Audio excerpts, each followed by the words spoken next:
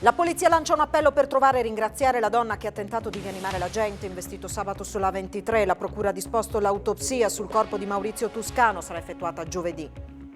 Si porta a casa un televisore rotto da un ecopiazzola udinese, segnalato da una passante alle forze dell'ordine. Un cittadino marocchino è stato condannato a 4 mesi di carcere per furto aggravato. A Sappada durante le feste sarà attivato un punto tamponi direttamente sulle piste. Attualmente per poter effettuare un test è necessario spostarsi fino a Dovaro o in Veneto e le disponibilità di posti sono ridotte. Trieste prima in Italia, Pordenone settima, Udine nona, 3 province su 4 del Friuli Venezia Giulia nella top 10 del Sole 24 Ore sulla qualità della vita. Un unplane che riempie di orgoglio, commenta Fedriga. Domani alle 18 secondo test per Gabriele Cioffi. Marino sottolinea che la società punta su di lui. In Coppa Italia contro il Crotone, vecchio modulo ma nuovi interpreti.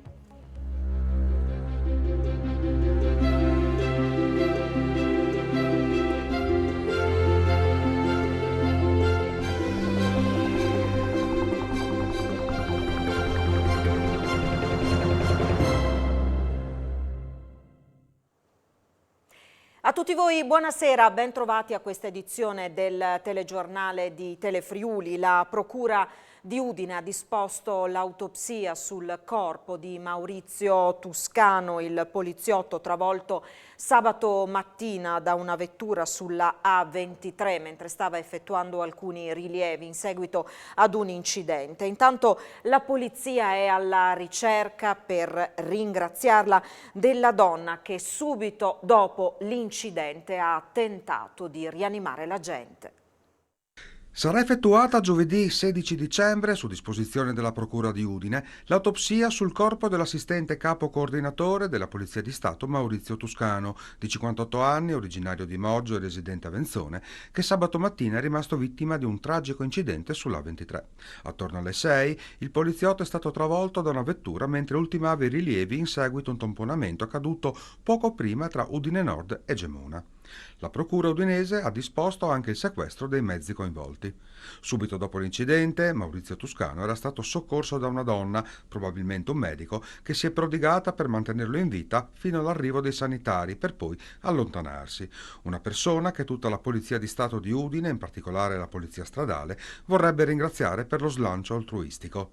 Per questo la Polizia chiede a questa persona di contattare la sezione Polizia Stradale di Udine al numero 0432 537711 oppure la questura di Udine al numero 0432 41 3111 per permettere ai colleghi di Maurizio di stringerle la mano per l'alto valore umano dimostrato.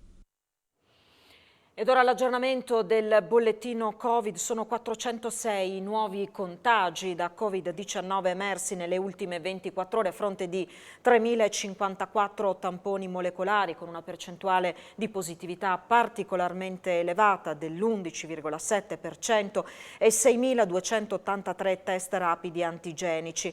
Il 28% dei nuovi positivi ha meno di 19 anni.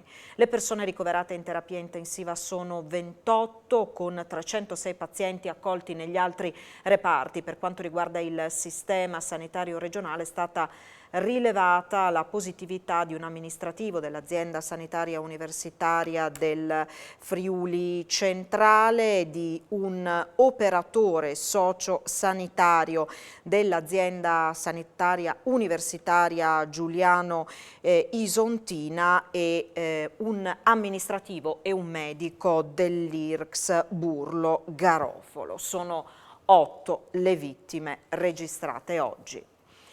Grazie al vaccino il Friuli Venezia Giulia presenta quasi la metà delle positività rispetto a quelle registrate un anno fa, quando la regione con l'arrivo di Santa Lucia si apprestava a passare dalla zona arancione a quella gialla. Attualmente in Friuli Venezia Giulia sono 8.680 i cittadini positivi, un anno fa ne contavamo 15.000. E questo è l'aggiornamento della mappa realizzata dalla Protezione Civile regionale nella settimana che sarà decisiva per capire l'andamento della curva dei contagi e la sua possibile discesa. La situazione vede crescere i casi soprattutto nei principali centri urbani. Resistono invece i territori montani, quelli più isolati, 20 in totale i comuni Covid-free, Erto e Casso, Cimolai, Sbarci, Sandreis, Forni di Sotto, Tramonti di Sotto, Preone, Sauris, Sappada, Comegliano, Mans, Trepoli Gosullo, Moggio Udinese, Cavazzo Carnico, Resia, Chiusaforte, Montenars, Cavazzo Carnico, Raveo, Dolegna del Collio. Salgono ancora invece le positività a Trieste, si è passati da 1905 casi di 2 settimane fa a 2156. Il virus si propaga anche a Udine con 313 positività, 84 casi in più. A Pordenone gli attualmente positivi sono 260, a Sacile 131, 114 ad Azzano Decimo, 102 a Porcia. Salgono di poco i contagi anche a Gorizia, 205 rispetto ai 181 del 29 novembre, calano leggermente a Monfalcone e a Ronchi dei Legionari. Grado infine conta 91 cittadini positivi. Da domani il via alle prenotazioni per i vaccini ai bambini, dal 16 dicembre le prime iniezioni. Il presidente della regione Fedriga invita a mettersi in lista sottolineando come ci siano dosi per 18.000 piccoli cittadini. Da metà dicembre scatta l'obbligo vaccinale per alcune categorie, chi non è in regola starà a casa dal lavoro. Dal 15 dicembre scattano gli obblighi vaccinali per i sanitari con la terza dose, per le forze dell'ordine, per gli insegnanti, una data a cui si guarda con attesa anche da parte della Regione. Quella è la norma, insomma, chi non è in regola non può ovviamente svolgere la propria attività lavorativa. Noi come Regione abbiamo garantito una corsia preferenziale per le categorie che hanno l'obbligo. Quindi abbiamo riservato una quota di vaccini e quindi anche di spazi nell'agenda per queste categorie, così da renderle più veloci possibile per effettuare la vaccinazione e quindi poter tornare a lavorare in regola. Adesso non abbiamo dati soprattutto perché sono principalmente categorie di lavoratori non regionali, ma pensiamo appunto alle forze dell'ordine, pensiamo alla parte che riguarda gli insegnanti, sono tutti dipendenti dello Stato. Noi stiamo ovviamente garantendo il servizio a tutti i cittadini, queste fasce comprese, però insomma ecco, mi sembra che sia cambiato un po' anche l'atteggiamento di chi aveva paura e si stia convincendo a partecipare alla campagna vaccinale. Intanto da domani via le prenotazioni per i bambini dai 5 agli 11 anni, per i quali è imminente la possibilità della prima dose. Noi partiremo il 16. Come tutti a livello nazionale, dai 14 potranno essere fatte le prenotazioni, vediamo anche in questo caso le adesioni, però noi abbiamo le dosi che ci vengono inviate, sono circa per 18.000 soggetti perché sono ovviamente 2 dosi in 21 giorni da effettuare ai bambini e chi vorrà prenotarsi lo potrà fare dal 14. Discoteche, pub e sale da ballo nel mirino dei carabinieri del NAS di Udine che in Friuli Venezia Giulia hanno controllato 10 locali, sono scattate sanzioni per assenza di Green Pass e per persone che non indossavano la mascherina. 10 i controlli eseguiti negli ultimi giorni dai carabinieri del nucleo antisofisticazione e salute di Udine nei territori delle ex province di Trieste, Pordenone e Gorizia per verificare il rispetto del controllo del Super Green Pass nelle discoteche e nei locali da ballo della regione. 10 gli accessi eseguiti dagli uomini del capitano Fabio Gentilini, dei quali 5 nell'Isontino, dove ogni direttiva è stata rispettata. 4 poi nel Friuli occidentale, dove è scattata una sanzione per il mancato indosso della mascherina. Un unico controllo in area Giuliana, dove sono stati sanzionati sia il titolare del locale che un avventore. Il secondo è risultato sprovvisto di Green Pass, mentre il primo non ha ottemperato all'obbligo di controllare il certificato verde. I controlli non hanno riguardato il territorio della provincia di Udine. A livello nazionale sono stati ispezionati 261 locali tra discoteche, pub e sale da ballo. Monitorate 9.000 persone, 69 le sanzioni elevate per violazioni dell'obbligo sul Super Green Pass. Gli esiti dei controlli hanno determinato anche la chiusura di 8 locali a causa di gravi inosservanze alla normativa anti-Covid. A Sappada durante le festività sarà attivato un punto tamponi direttamente sulle piste. Attualmente per poter effettuare un test è necessario spostarsi fino ad Ovaro o nel vicino Veneto, dove comunque le disponibilità sono limitate. E ci parla di questa iniziativa Monica Bertarelli, che è direttore del Consorzio Sappada Dolomiti Turismo.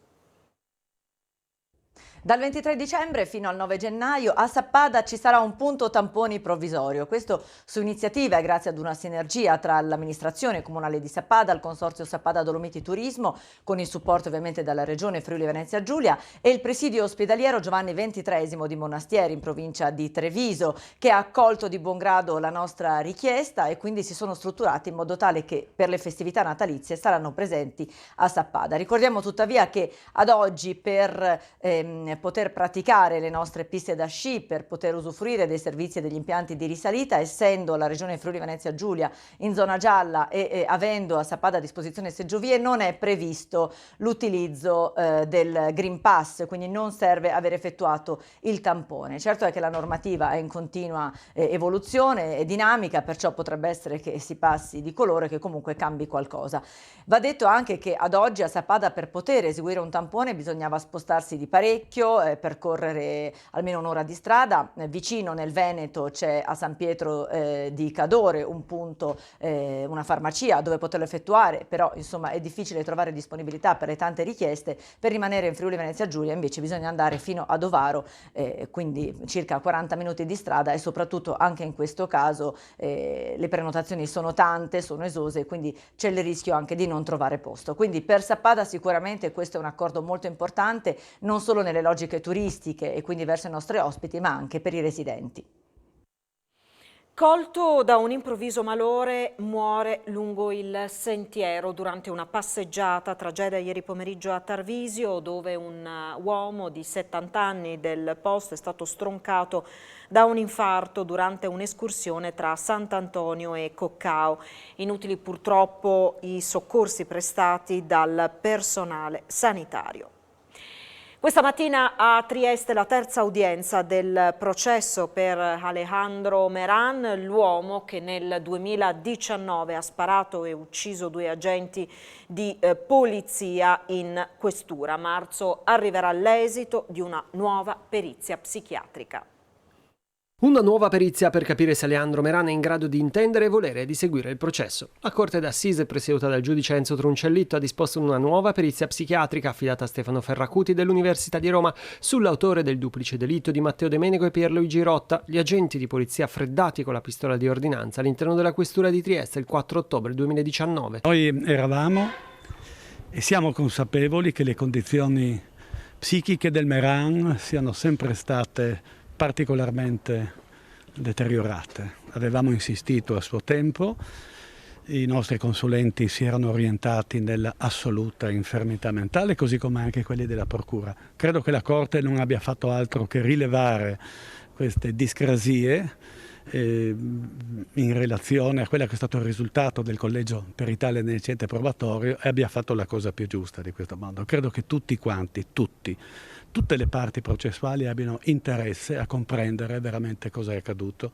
quel giorno e perché queste cose sono potute accadere. I tecnici predisporranno un documento in 60 giorni e poi a marzo verrà presentato in aula. Poi si potrà arrivare alla sentenza, essendo l'aspetto mentale di Meran l'unico passaggio realmente in discussione, come evidenziato in passato dal PM Federica Riolino e dal capo della Procura Antonio De Nicolo.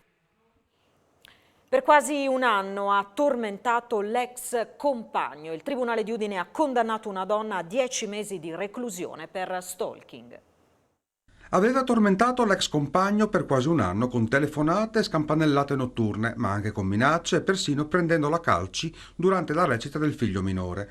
Per questo una cittadina straniera di 48 anni è stata condannata per stalking a 10 mesi di reclusione, pena sospesa, e a un risarcimento di 500 euro. La sentenza è stata emessa dal giudice Paolo Lauteri del Tribunale di Udine. Il PM aveva chiesto una condanna a 9 mesi di reclusione con la condizionale. La 48enne, che aveva convissuto con la vittima e dalla quale aveva avuto un figlio, aveva cominciato a perseguitare l'ex compagno dopo che questi aveva instaurato una relazione con un'altra donna. Inizialmente aveva mandato numerosi SMS offensivi, poi gli aveva tirato i capelli mentre rientrava a casa con il figlio ed era arrivata a prenderlo a calci sotto la sedia durante la recita del piccolo, costringendo l'uomo ad andarsene prima della fine. Quindi la persecuzione era continuata con decine di telefonate al giorno, con le molestie in un locale del capoluogo e alcune scampanellate in piena notte, facendosi però riprendere da una telecamera. Infine, nonostante il giudice avesse disposto il divieto di avvicinamento all'uomo, lei lo aveva chiamato e minacciato. Scontato il ricorso in appello del difensore, l'avvocato Andrea Sandra, che nella ringa aveva sottolineato come per i fatti contestati, chiamate da SMS esclusi, non vi fosse prova. È costato caro ad un cittadino marocchino aver preso e portato a casa un televisore rotto da un ecopiazzola di Udine. L'uomo, 53 anni, residente in città, è stato condannato dal giudice Mauro Qualizza del Tribunale di Udine a 4 mesi di reclusione per furto aggravato perché il bene era esposto alla pubblica fede. Il condannato inoltre si è visto revocare la condizionale per un altro reato. Nell'ottobre 2020 il televisore era stato conferito nell'ecopiazzola di Via Rizzolo. Il 53enne era stato visto mentre caricava alcuni oggetti nella sua automobile e le forze dell'ordine, allertate da una passante, avevano trovato il televisore con lo schermo rotto nella sua cantina. Il difensore, l'avvocato Pier Enrico Scalettaris, sta valutando il ricorso in appello. Una vera e propria tempesta di commenti sui social si è scatenata sulla pizzeria Campana d'Oro di Piazza Primo Maggio a Udine dopo un video pubblicato da un ragazzo che ha raccontato di essere stato discriminato per la sua sessualità dallo stesso titolare Gino Palumbo. Mi ha preso in giro per come ero vestito, ha raccontato nel video, e poi, ha detto il ragazzo, ad un mio amico ha detto che non accettano persone come noi. Dopo il video, sul titolare e sul locale udinese si è scatenata una vera e propria tempesta di commenti e di insulti. Sono stato frainteso, ha spiegato a Telefriuli il titolare Palumbo. La comunità LGBT ha da sempre il mio sostegno. Sono stato infatti tra i principali sostenitori del Pride. I commenti e gli insulti che ho ricevuto in queste ore, continua, feriscono me, la mia famiglia e i miei dipendenti. Ho già provato a contattare il ragazzo per scusarmi se sono state fraintese le mie parole, ma davvero, conclude Palumbo, non volevo offendere nessuno. Colpo da oltre 10.000 euro nel fine settimana in un'abitazione di Udine, nella zona di via Umago. I ladri hanno messo a soqquadro tutte le stanze di un appartamento al primo piano in assenza della proprietaria. La donna, al rientro attorno alle 21, ha avuto difficoltà ad aprire la porta, tanti erano gli oggetti e i mobili ammassati contro l'uscio. I malviventi hanno trovato preziosi, oro e contanti, sono fuggiti con il bottino da una finestra eludendo il sistema di allarme. Indagini in corso da parte dei militari dell'Arma della Compagnia di Udine. Dopo il recente colpo da oltre 200.000 euro messo a segno alla pelletteria Mabi di San Daniele del Friuli, i ladri hanno tentato di rubare nuovamente la notte scorsa. Questa volta però non sono riusciti ad asportare nulla poiché è scattato l'allarme. Tramite l'impianto di videosorveglianza i vigilantes del Corpo Vigili Notturni si sono subito attivati. Sul posto anche i carabinieri della stazione di San Daniele Udine. Sono state viste 3 persone armeggiare sul tetto dell'opificio, sono stati ritrovati gli arnesi usati per tentare lo scasso. Subito ha informato il titolare Mario Biasutti che ha raggiunto la fabbrica.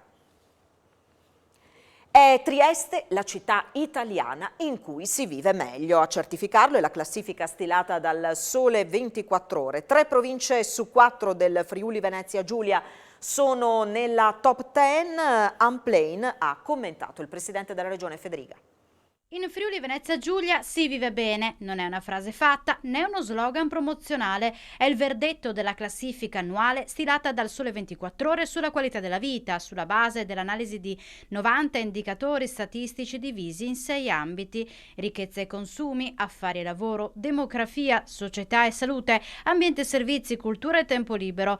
3 province su 4 della nostra regione si sono posizionate nella top 10. Non solo, Trieste conquista il primo posto nella 32esima indagine, dopo 2 quinti posti consecutivi. Ha soffiato il gradino più alto del podio a Milano, finita al secondo posto, e a Trento, ancora una volta terza in classifica.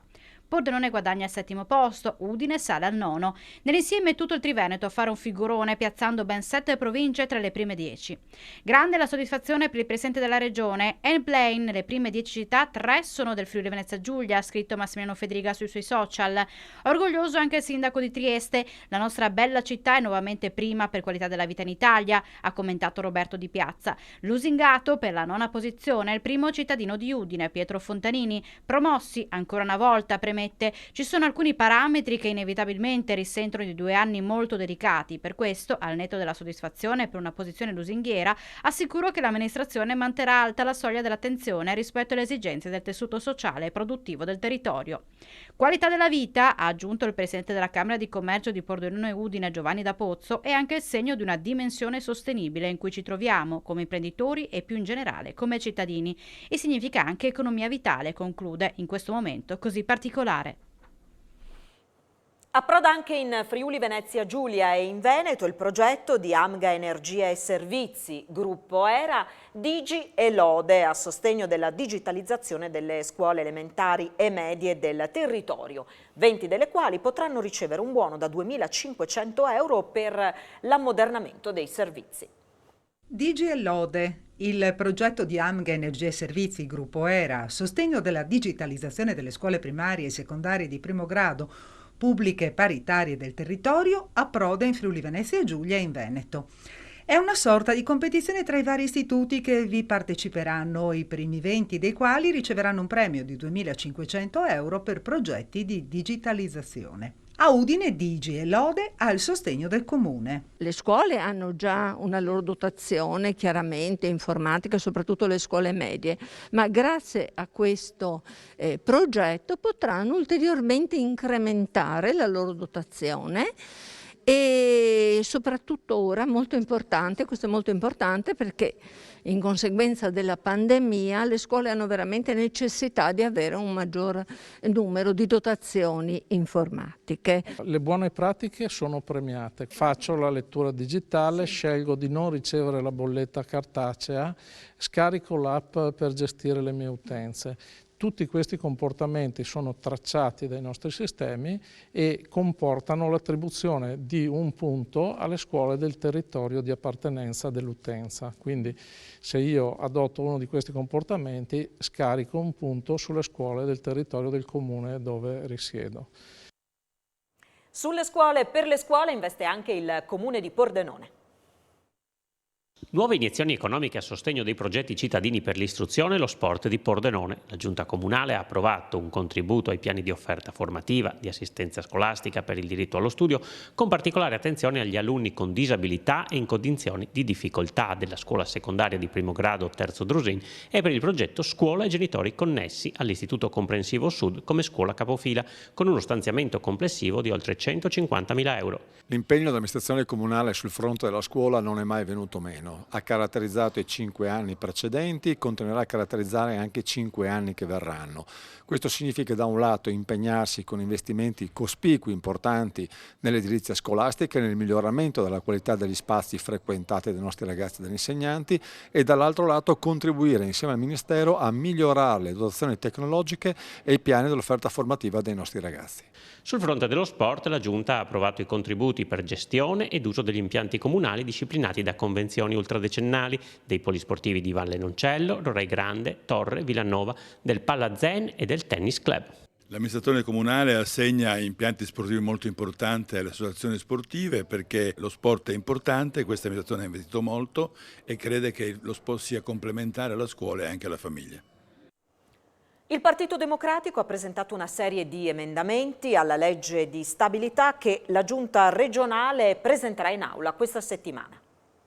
Assoluta mancanza di visione, nonostante sia il più importante bilancio degli ultimi anni, pieno di risorse che arrivano dallo Stato, risorse che sono frutto anche del nuovo accordo Stato-Regione, però manca assolutamente una visione d'insieme e una visione di priorità. Il Partito Democratico boccia il documento finanziario che la Giunta regionale guidata da Massimiliano Fedriga presenterà nell'aula del Consiglio regionale a partire da domani. Noi crediamo da questo punto di vista di poter portare il nostro contributo, che speriamo possa essere accolto, dall'amministrazione attraverso degli emendamenti specifici, alcuni di questi importanti. Tante le proposte che vanno dall'edilizia scolastica al supporto dei comuni, al recupero degli immobili in montagna per ripopolare le zone disabitate e poi la sanità con un pacchetto di 10 milioni per assumere personale per attività di tamponi, tracciamento e vaccini, sostegno rinnovato alle case di riposo nei ristori e 500.000 euro per sostegno psicologico ai giovani per patologie legate alla pandemia, una revisione anche di Turesta in FVG, il bonus per chi fa le vacanze in regione da estendere a tutti i cittadini italiani e poi l'abrogazione del bonus bellezza che dal 2019 a oggi non si è mai concretizzato. Siglata a Pordenone la lettera di intenti per la costituzione dei distretti del commercio. Prendono forma i distretti del commercio creati dalla legge regionale sviluppo impresa. A Pordenone c'è stata la sottoscrizione della lettera di intenti supervisionata dalla regione tra Confcommercio, Confcooperative e i comuni del Friuli Occidentale. I distretti del commercio sono di fatto uno strumento che verrà messo a disposizione dei comuni, mediante i quali si cercherà di rivitalizzare appunto le attività commerciali nei centri storici, nei piccoli comuni della nostra regione. I distretti del commercio coinvolgono comuni singoli o associati con una popolazione residente con un minimo di 10.000 abitanti, ma possono essere costituiti anche nelle zone considerate di svantaggio economico dai comuni in forma singola o associata con una popolazione residente di almeno 3.000 abitanti. Ascom Confcommercio Pordenone e Comune di Pordenone sono, diciamo così, quelli che hanno acceso la scintilla per questa iniziativa. Poi ovviamente la Regione è componente fondamentale, quindi speriamo che ci sia un seguito positivo a tutto questo. Al centro del progetto iniziative che valorizzino i centri storici dal punto di vista del commercio, della viabilità, della socialità, della cultura e delle tradizioni. Nel post pandemia noi dobbiamo rivalorizzare i nostri centri storici delle città, dei paesi. Hanno un grande valore non solo economico ma soprattutto sociale e aggregativo. Abbiamo visto quando le luci dei negozi, dei bar, dei ristoranti erano spente, le città erano morte. Ecco, tutto questo non deve più riaccadere. Parte nella sede di Feletto Umberto il nuovo corso di studi della MIZ Academy Udine, è quello di Agrotech Specialist per rispondere ai bisogni del comparto agroalimentare e alle sfide dell'agricoltura 4.0. Parte il quinto corso del biennio 2021-2022 del MIZ di Udine. L'attenzione si sposta verso un settore importantissimo per questo territorio che è quello dell'agricoltura, il settore primario. Assolutamente un settore di eccellenza importantissimo perché è da volano anche per altri settori come quello turistico. Una figura assolutamente nuova, Agrotech Specialist, che va a rispondere ad esigenze delle aziende che si trovano a dover gestire cambiamenti relativi al mondo della sostenibilità, green, al mondo della produttività. Oggi parliamo di agricoltura 4.0. Avere a disposizione figure come quelle che vengono formate in questo corso, quanto conta anche per le istituzioni del settore? Siamo in un mondo in trasformazione e come tale anche il mondo agricolo, quello vitivinicolo, è in continua trasformazione, in evoluzione. Uno sviluppo che guarda con molta attenzione alla sostenibilità. Per forza di cose siamo chiamati a dare risposte evolute e quindi benvengano iniziative come queste che fanno sì che le competenze possano essere elevate in un settore, quello primario dell'agricoltura, fondamentale per la società. Oggi sono una ventina i ragazzi che iniziano questo percorso che porterà alla formazione di figure davvero trasversali. Sì, l'interesse da parte delle aziende vitivinicole è molto elevato perché oggigiorno per fare un vino di qualità bisogna utilizzare tutte le tecnologie esistenti, soprattutto per avere una produzione a basso impatto ambientale, una produzione che sappia conservare le qualità del vino e quindi ben venga questo corso di formazione che formerà questi 20 ragazzi nuovi che daranno la possibilità alle cantine di poter utilizzare una tecnologia sempre più innovativa e sempre più performante nel mondo del vino, sempre però nel rispetto delle tradizioni e della qualità del nostro territorio. Udinese in campo domani alle 18 in Coppa Italia, secondo test per Mister Cioffi. Marino sottolinea che La società punta su di lui, contro il Crotone vecchio modulo ma nuovi interpreti, se ne parla tra poco a Sport FVG, spazio anche alla vittoria del Tavagnacco sul Ravenna, alla 10ª della Gesteco e alla storica qualificazione della CDA ai quarti di Coppa Italia. Grazie per la vostra cortese attenzione, buon proseguimento di serata. Arrivederci.